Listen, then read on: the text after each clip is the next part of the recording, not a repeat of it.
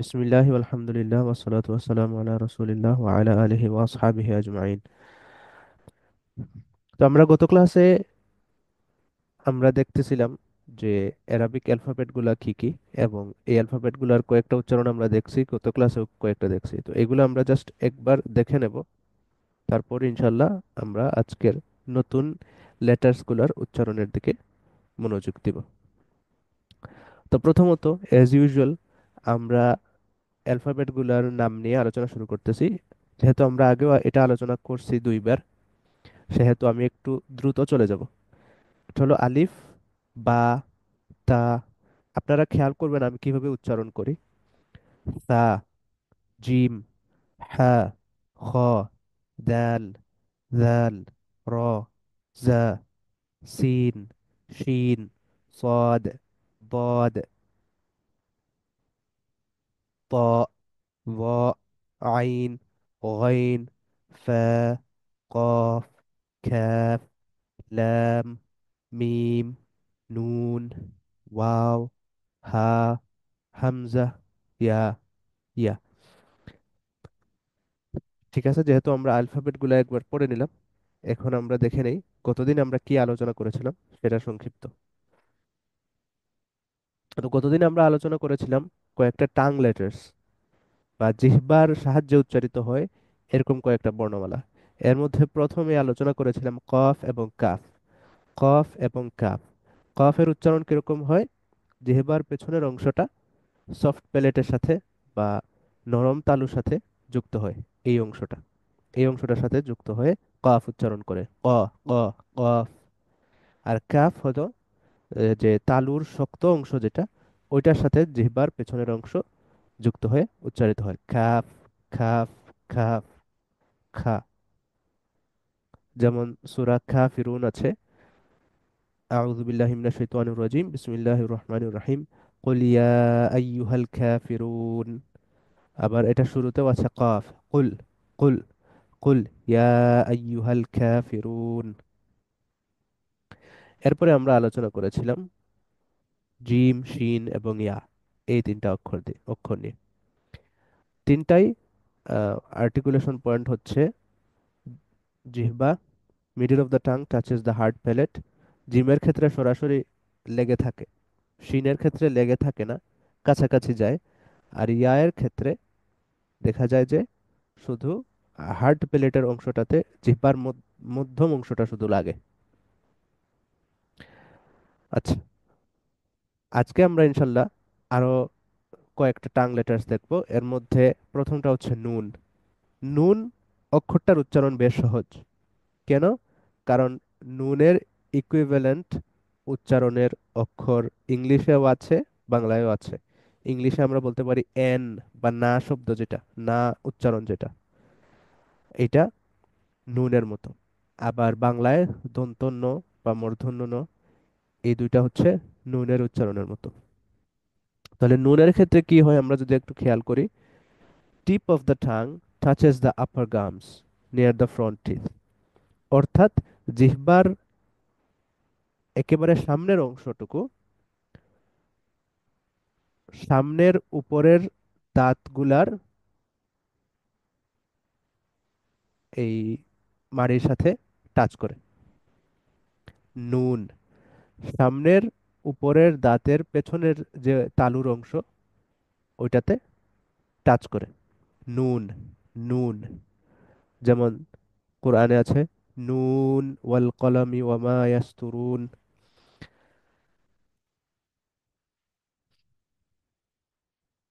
ঠিক আছে, আপনারা চাইলে একটু প্র্যাকটিস করতে পারেন, তবে আশা করতেছি এটা খুব বেশি জটিল লাগবে না, কারণ এটার উচ্চারণ আমাদের অলরেডি পরিচিত। এটা ইংলিশেও আছে, আবার বাংলায়ও আছে। নুন, না, নি, নু, নুন।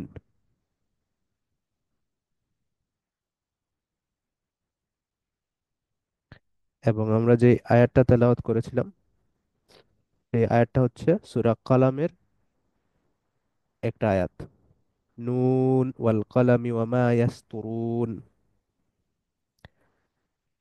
আচ্ছা, এটা হলো নুনের উচ্চারণ। আশা করতেছি নুনের উচ্চারণটা ক্লিয়ার এবং এটাতে আপনাদের খুব বেশি সমস্যা হবে না ইনশাল্লাহ। কিন্তু এর পরের যে উচ্চারণগুলো আছে এগুলোর মধ্যে একটু জটিলতা আছে। এর পরের উচ্চারণগুলো হচ্ছে জা, সিন এবং সোয়াদ। এই তিনটারই এই তিনটাই টাং লেটার্স এবং তিনটার মাখরাজ কাছাকাছি। জা দিয়ে আমরা শুরু করতে পারি। টিপ of the tongue close to the upper front teeth allowing vibration. অথবা আমরা যদি বাংলায় বলি যে এই তিনটার ক্ষেত্রেই উপরের ও নিচের সামনের দুই দাঁত খুব কাছাকাছি থাকবে, কিন্তু ওপরের দুই দাঁত ও নিচের দুই দাঁত একসাথে লাগবে না।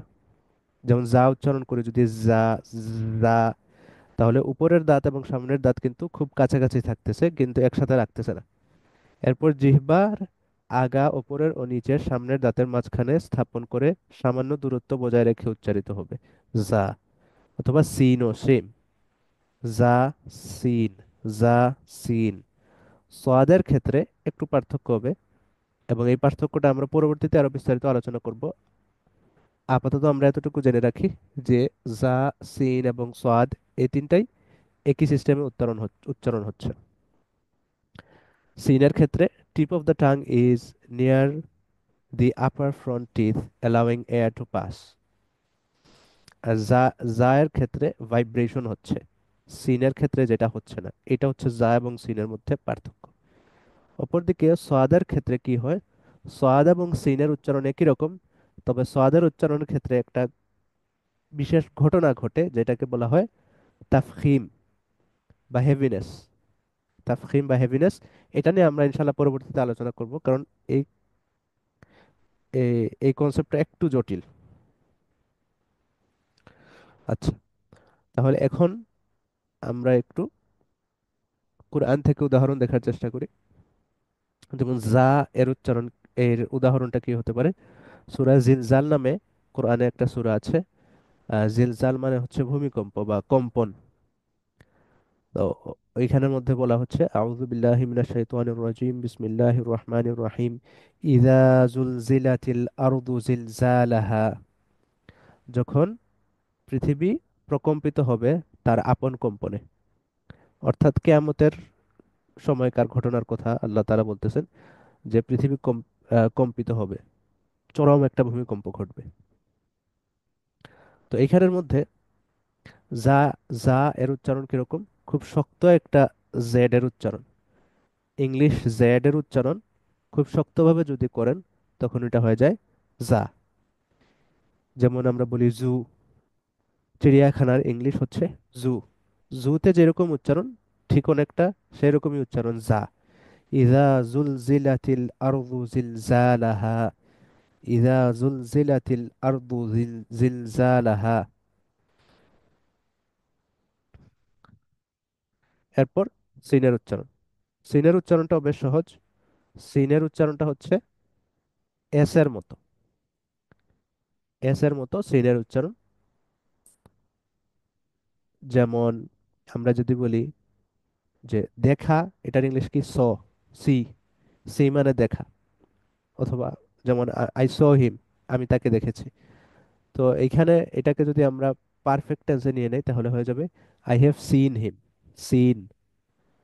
অথবা মনে করেন যে বাংলাদেশের সিলেট অঞ্চল, এখানে সি উচ্চারণ কিরকম, সিলেট। এটা হচ্ছে সিনের উচ্চারণ। তাহলে এই জিনিসটা আমাদের জন্য সহজ আছে। কিন্তু সোয়াদের উচ্চারণটা আমাদের জন্য কঠিন। সোয়াদের উচ্চারণটা একটু এই যে এখানের মধ্যে লেখা আছে দেখেন, এস এর পর ডাব্লিউ দিলে যেরকম হয় কিছুটা এরকম। সোয়াদ, সাদনা, সদনা, সোয়াদ, সোয়াদ, এরকম উচ্চারণ। বাকি সিন এবং সোয়াদের উচ্চারণের জায়গাটা একই হওয়ার পরেও এই দুইটার মধ্যে কিরকম পার্থক্য হইতেছে, পার্থক্যটা হইতেছে হেভিনেসের মধ্যে বা তাফখিমের মধ্যে। ওইটা নিয়ে আমরা ইনশাল্লাহ পরবর্তীতে আলোচনা করব, কারণ এটা একটু জটিল আলোচনা। আমরা আগে প্রথমে বাকি অক্ষরগুলোর উচ্চারণ শেষ করব, তারপর ইনশাল্লাহ আমরা জটিল যেই আলোচনাগুলো আছে ওইগুলাতে যাব ইনশাল্লাহ। যেমন সোয়াদের উচ্চারণ একটা জটিল আলোচনা। সোয়াদের মতো এরকম আরো কয়েকটা অক্ষর আছে যেমন দাদ, ত, য, এই ধরনের কিছু শব্দ আছে, অক্ষর আছে, এগুলোর উচ্চারণ একটু জটিল, আমরা এগুলোর সাথে কম পরিচিত। এই জন্য এগুলো নিয়ে আমরা ইনশাল্লাহ আস্তে আস্তে অন্যান্য অক্ষরগুলোর সাথে যখন পরিচিত হয়ে যাব তখন আমরা ওইগুলাতে যাব ইনশাল্লাহ। তো আমাদের আজকের তাজউইদ সংক্রান্ত আলোচনা এতটুকু ইনশাল্লাহ। তবে আমাদের আরেকটা কাজ আছে, সেটা হচ্ছে যে প্রতিদিন আমরা হাদিস পড়ব, দুইটা করে হাদিস পড়ার কথা কোরআন সংক্রান্ত। তো আপনারা একটু পাশে থাকুন, আমি হাদিস দুইটা বের করতেছি ইনশাল্লাহ।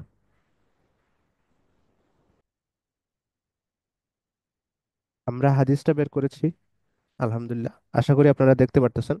তো আজকের প্রথম হাদিস যেটা আমরা পড়বো সেটা হচ্ছে ইন্নাল্লাহা ইয়ারফাউ বিহাযাল কিতাবি আকওয়ামান ওয়া ইয়াদউ বিহি আখারিন। ইন্নাল্লাহা ইয়ারফাউ বিহাযাল কিতাবি আকওয়ামান ওয়া ইয়াদউ বিহি আখারিন। অর্থাৎ the Prophet sallallahu alaihi wasallam said, indeed Allah through his book raises some peoples and lowers others.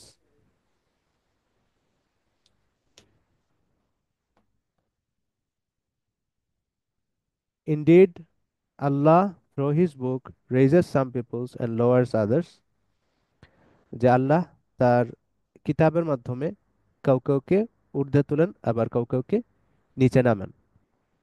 তো এই হাদিসটার ব্যাখ্যা আসলে আমার এখন জানা নেই, ইনশাল্লাহ আমি যদি ব্যাখ্যাটা জানতে পারি আপনাদের সাথে গ্রুপে শেয়ার করব। দ্বিতীয় যে হাদিস সেটা হচ্ছে মিনাল মান করা আল কুরআনা ফাকাদ ইস্তাদরাজান নবুওয়াতা বাইনা জানিবাইহি গায়রা আন্নাহু লা ইউহা ইলাইহি লা ইয়ানবাগি লিসাহিবিল কুরআনি আন ইয়াজিদা মা'a মাও মান ওয়াজাদা ওয়ালা ইয়াজহালা মা'a মান জাহিলা ওয়া ফি জাওফিহি কালামুল্লাহ। অর্থাৎ দ্য প্রফেট সাল্লাল্লাহু আলাইহি ওয়াসাল্লাম said, whoever recites the Quran secures knowledge of prophethood within his ribs. যে যে ব্যক্তি কোরআন তেলাওয়াত করে সে তার বক্ষে নবুয়তের জ্ঞান ধারণ করে। though divine revelation is not sent upon him, তবে মাথায় রাখতে হবে যে তার কাছে ওহী আসে না। It does not befit one endowed with the Quran that he should be indignant with those in anger, nor should he indulge in any act of ignorance with those who are ignorant, while the speech of Allah is there in his chest. সুবহানাল্লাহ। যে যার মধ্যে কোরআনের জ্ঞান আছে তার উচিত নয় রাগান্বিত ব্যক্তির সাথে রাগে ইন্ডালজ হওয়া, অথবা জাহেল ব্যক্তির সাথে জাহালতে ইন্ডালজ হওয়া, কেননা তার মধ্যে আল্লাহর কালাম রয়েছে। তাহলে এই দুইটা হাদিস ছিল আমাদের আজকের আলোচনা। প্রথম হাদিসটা হচ্ছে মুসলিমের হাদিস, যেটার ব্যাখ্যা ইনশাল্লাহ আমি খুঁজে আপনাদের সাথে শেয়ার করব। আর পরের হাদিসটা হচ্ছে মুস্তাদরাকে হাকিম এবং আত তারগিব ও তারহিবের হাদিস, দুইটাই সহিহ। তো আজকে আমাদের আলোচনা এতটুকুই ইনশাআল্লাহ। আপনাদের যদি কোনো প্রশ্ন থাকে তাহলে মেসেজ অপশনে শেয়ার করতে পারেন, আমি আমার সাধ্যমতো উত্তর দেওয়ার চেষ্টা করবো ইনশাআল্লাহ। সুবহানাকাল্লাহুম্মা বিহামদিক আশহাদু আল্লা ইলাহা ইল্লা আনতা আস্তাগফিরুকা ওয়া আতুবু ইলাইক।